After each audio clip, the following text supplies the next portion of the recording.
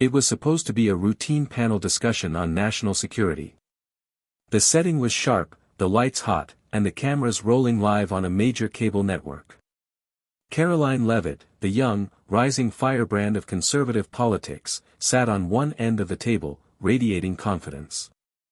At the other end was Kash Patel, former Trump advisor, military prosecutor, and no stranger to political heat. What started as a civil debate on intelligence transparency quickly took a turn. Leavitt leaned forward, her tone clipped and forceful. People like you, Mr. Patel, have always played both sides. Your loyalty to America is ambiguous at best. The studio grew still.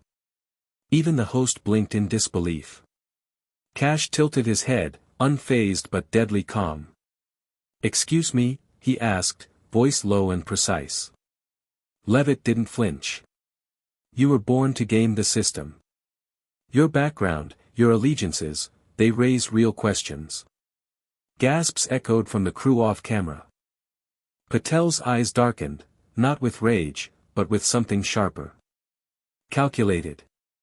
He didn't raise his voice. He didn't blink. He simply said, "Karoline, you just made a mistake you can't walk back." And with that, Patel reached into his suit pocket and pulled out something that would change the entire tone of the broadcast, a sealed manila folder with the words, "Declassified Memo," printed in bold red at the top. The audience leaned in, at home, in the studio, online. The tension was electric. Kash Patel held the folder without opening it right away. Instead, he looked directly at Karoline Leavitt, his voice now carrying weight like a gavel.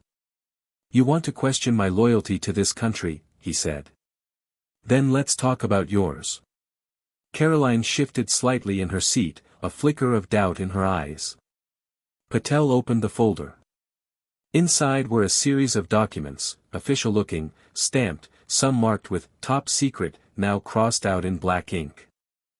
The camera zoomed in as he slid one to the center of the table. "This is a redacted transcript from a closed-door donor event last fall. An event where you, Ms. Leavitt, told foreign lobbyists that certain national interests were negotiable, for the right contribution." Karoline's face paled. "That's a lie," Patel cut her off. "It's not. The audio exists. And the signatures on the attendee list? They match. Including one from a man sanctioned just 2 months ago by the U.S. Treasury." The host didn't know where to look. The producers scrambled. Karoline's team, offstage, froze. But Patel wasn't done. He calmly placed a second sheet down. "This one's from a Department of Justice inquiry," he said.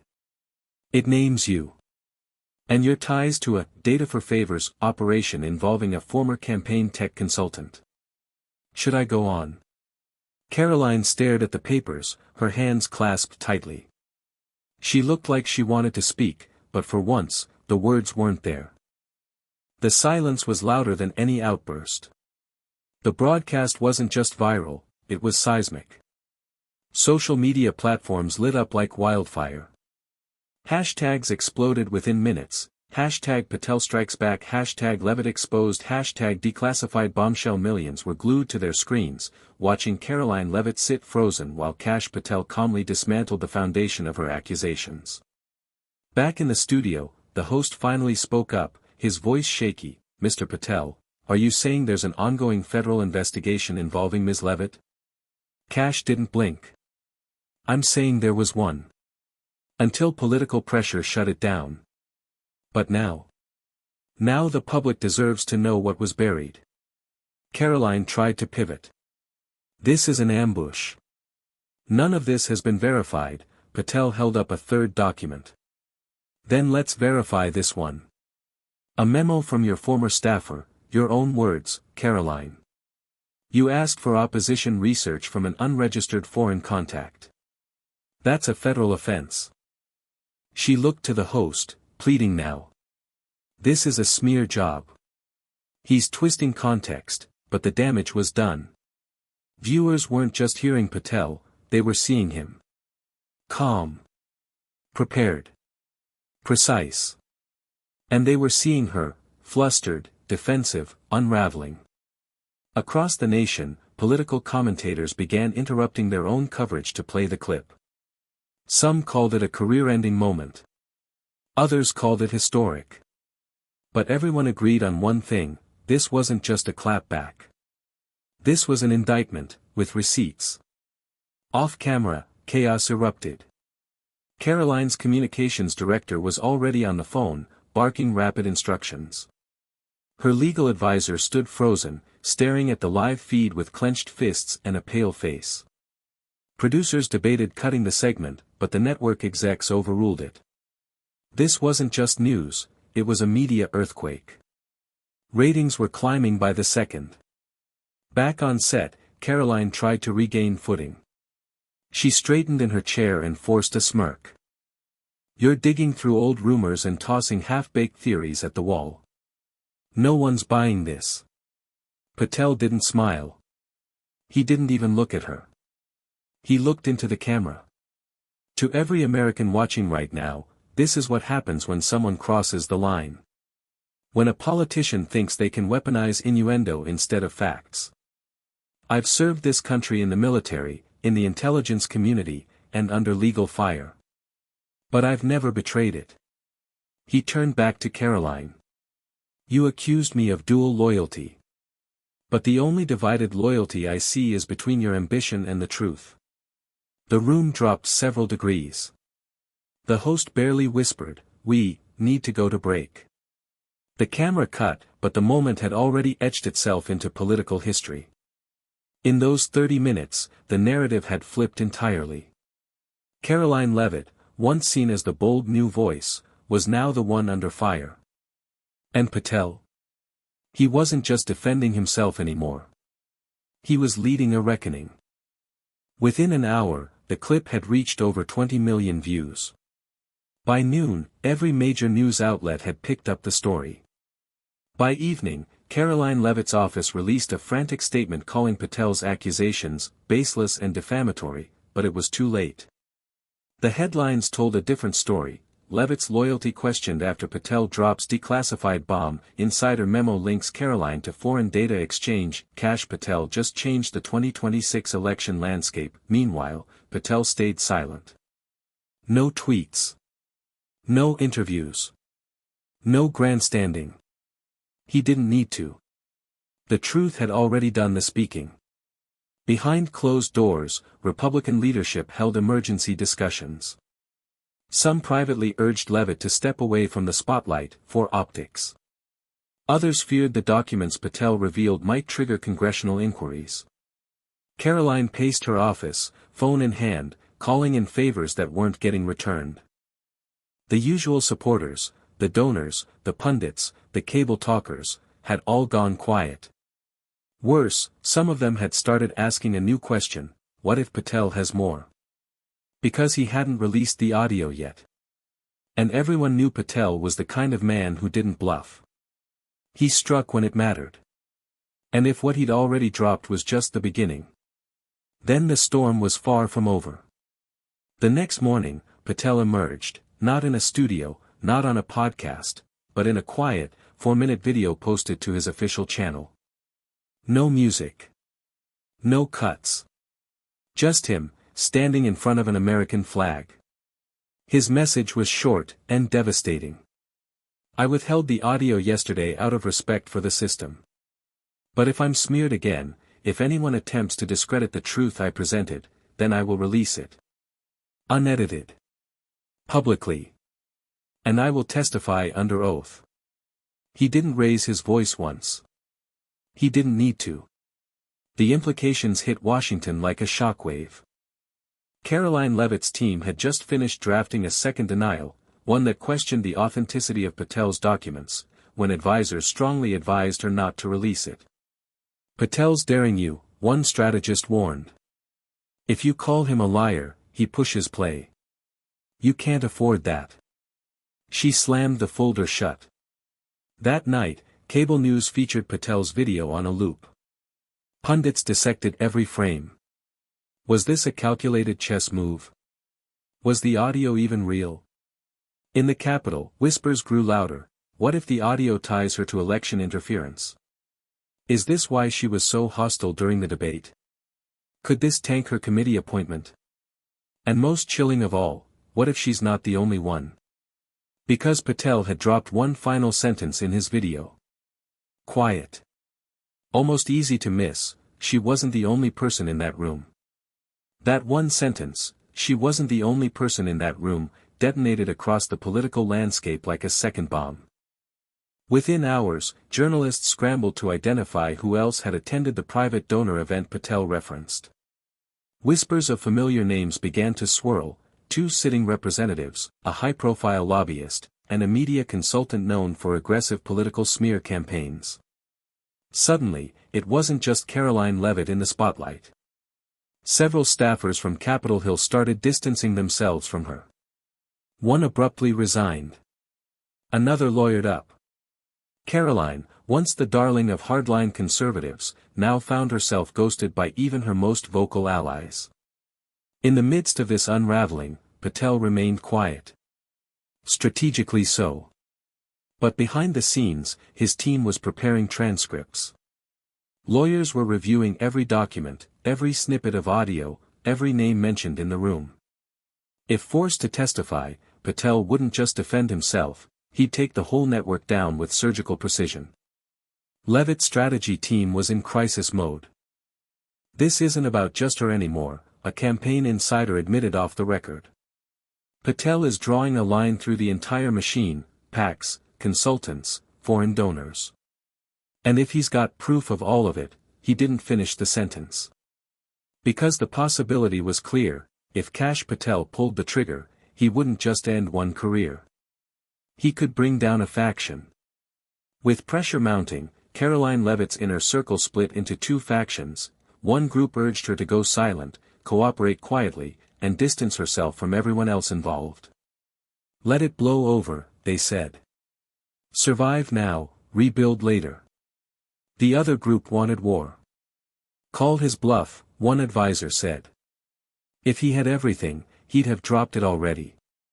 Karoline hesitated, but Patel didn't. That night, an encrypted letter was delivered to a senior legal figure connected to Leavitt's team. It was simple.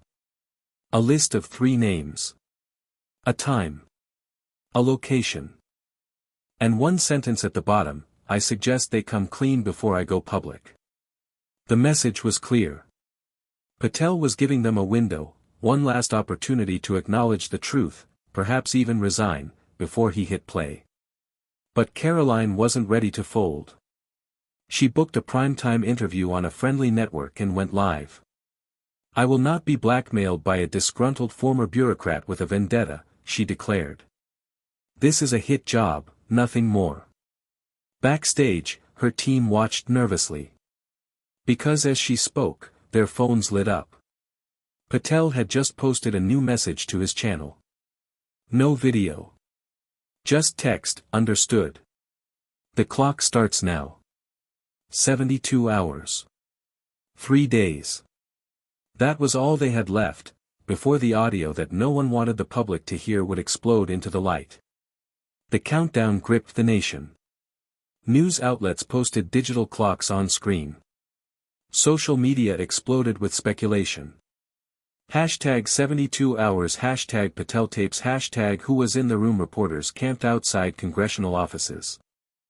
Aerial drones flew over Karoline Leavitt's Virginia estate. Everyone wanted one answer: what's on the audio? But Patel said nothing more. No interviews. No leaks. No clarifications. Just silence. And silence was louder than any speech. Inside the Capitol, tension thickened. Whispers of internal GOP fractures spread fast. A well-known congressman reportedly canceled a fundraiser. A senior advisor to a presidential hopeful quietly updated their resume. At hour 36, Leavitt's PR team tried damage control. They circulated a statement denying any wrongdoing while subtly suggesting Patel might be mentally unstable. It backfired. The public, normally split down ideological lines, saw it for what it was: panic. Even moderate voices began to distance themselves from her, unwilling to defend something they hadn't heard yet but instinctively knew was damning. Meanwhile, Patel's camp released only one subtle update, a single image of a digital waveform. Time-stamped. Highlighted. Ready. The implication was chilling. It was real. It was ready. And it was precise. With just 12 hours left, the political world was holding its breath. Capitol Hill was a pressure cooker. Rumors swirled of last-minute legal deals, desperate calls to Patel's team, and even an emergency meeting involving senior party leadership. But Patel wasn't budging. He hadn't asked for money, for power, or even for airtime. He wanted truth. On record. And that terrified them. Karoline Leavitt, once hailed as the future of her party, was now being advised to consider temporary resignation, pending review. But she refused. "If I go down, I'm not going alone," she snapped at her inner circle. They were in that room too. That admission, behind closed doors, was all anyone needed to know. She wasn't denying it anymore. She was preparing for impact. At 7 p.m., 1 hour before the deadline, Patel's channel posted again. This time, it was a video teaser. No faces. Just audio. Just one voice, Leavitt's, clear and unmistakable. "If that data gets us leverage, then so be it. We all want the same thing, power. The rest is noise." The teaser ended there. No music. No credits. Just a black screen and a countdown, 59 minutes and 58 seconds. The country froze. Cable networks cut to special coverage. Phones buzzed in campaign offices from coast to coast. Analysts whispered the same word over and over again, leverage. The full audio hadn't dropped yet. But its shadow had. And for Karoline Leavitt, that shadow was enough to bring everything she'd built crumbling down. The moment the teaser dropped, it was over. Karoline Leavitt's denial machine sputtered to a halt.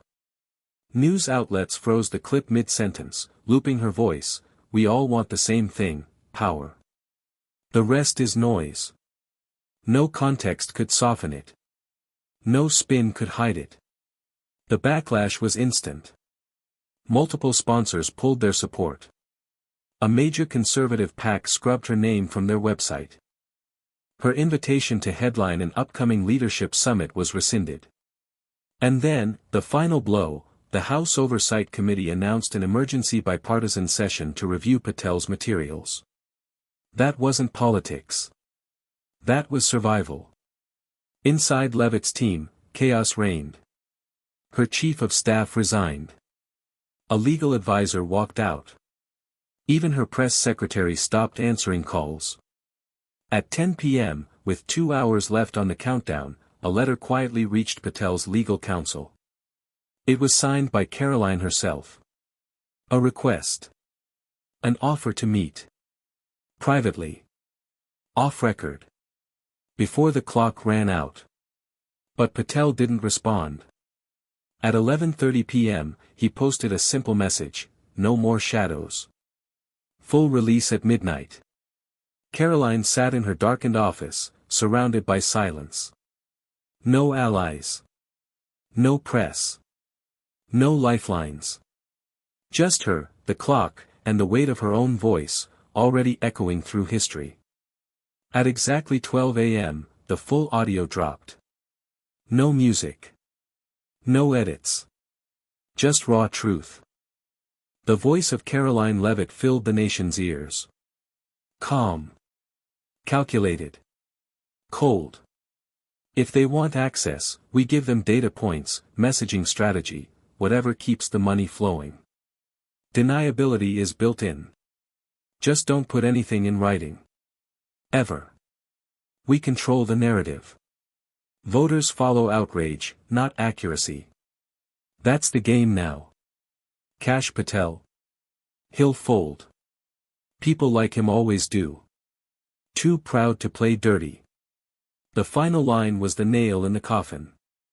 Within minutes, every major outlet had confirmed the voice was authentic. Independent labs verified the tape. The fallout was immediate and irreversible.